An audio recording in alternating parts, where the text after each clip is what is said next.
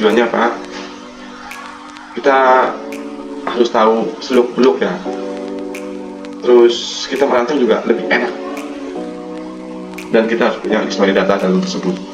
Pengumpulan data melibatkan teknik wawancara, observasi, dan studi dokumen untuk mendapatkan pemahaman yang mendalam tentang kebutuhan. Nah, ini salah satu simpelnya, kita harus melakukan wawancara dan observasi. Itu wajib dalam analisis kebutuhan sistem. Terus dokumentasi kebutuhan, mengorganisir dan mendokumentasikan kebutuhan dalam bentuk yang dapat dimengerti oleh semua stakeholder.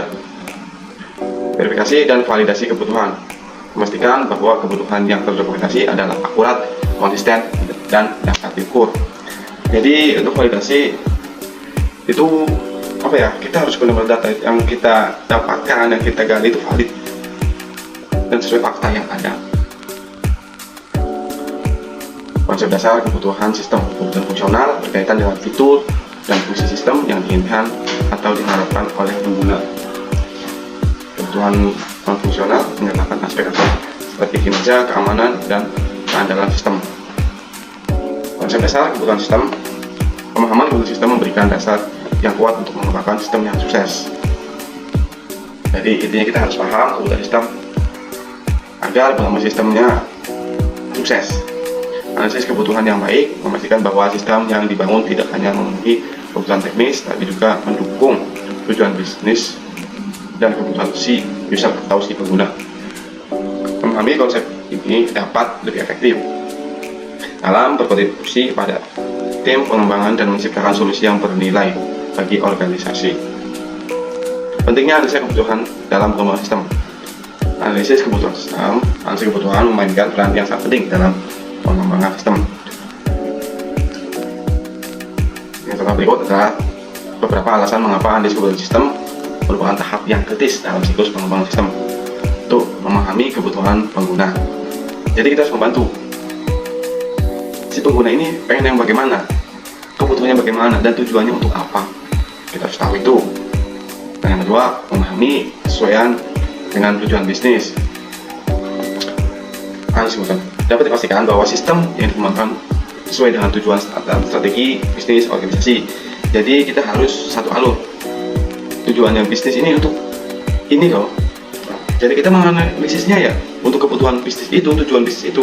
Tidak boleh kita nggak jelas sana kemari, itu nggak bakal sinkron dan nggak bakal mendapat hasil yang maksimal. Mencegah kesalahan dan perubahan yang mahal. Jadi kita kalau melakukan analisis kebutuhan itu harus seefisien mungkin, gitu. Berbasis untuk perencanaan proyek. Dan kebutuhan memberikan dasar yang solid untuk perencanaan proyek dengan pemahaman yang jelas tentang apa yang dibutuhkan. Tim pengembang dapat membuat rencana realistis, menentukan prioritas, dan mengalokasikan sumber daya dengan efisien. Meningkatkan kepuasan pengguna. Dengan memenuhi kebutuhan pengguna, memastikan bahwa sistem memenuhi harapan mereka. Jadi kurang lebih tujuannya biar meningkatkan kepuasan pengguna. Dengan pengguna puas, nanti kita berhasil. Mendukung pengambilan kebutuhan informatif. Itu penting untuk pengembangan kreatif dan efektif. Memfasilitasi komunikasi stakeholder. Analisis kebutuhan membantu mengungkapkan ekspektasi dan kebutuhan stakeholder. Ini menciptakan dasar yang kuat untuk menciptakan anggota tim, pengembang, pengguna, dan pemangku kepentingan lainnya. Mengurangi risiko proyek. Nah, dengan pemahaman yang mendalam tentang kebutuhan, risiko proyek dapat diidentifikasi dan dikelola lebih baik. Hal ini membantu menghindari kemungkinan kegagalan atau penundaan proyek. Jadi kita harus meminimalisir risiko itu harus diminimalisir sekecil mungkin. 10. Mendukung perubahan bisnis. Kebutuhan bisnis dapat berubah seiring waktu. Ada kebutuhan yang terus-menerus memungkinkan organisasi untuk menyesuaikan sistem dengan perubahan dalam lingkungan bisnis atau kebutuhan pelanggan. Analisis kebutuhan bukan hanya awal dan pengembangan sistem, tapi juga dalam memastikan bahwa proyek berkembang dengan sukses dan memberikan nilai tambah pada sebuah organisasi. Standar umum dalam analisis sistem. Pertama, pendefinisian lingkup proyek. Kedua, identifikasi stakeholder. Ya, pengumpulan informasi, analisis informasi, pemodelan proses bisnis, identifikasi kebutuhan fungsional. Itu identifikasi kebutuhan fungsional, validasi, dokumentasi kebutuhan, pengelolaan perubahan kebutuhan, validasi bersama stakeholder, pemantauan pemeliharaan. Kemudian bahasanya tuh kita harus tetap dipantau selama itu sudah berjalan, jadi pengembangan yang penyempurnaan agar lebih sempurna lagi. Kurang lebihnya seperti itu. Semoga bisa dipahami.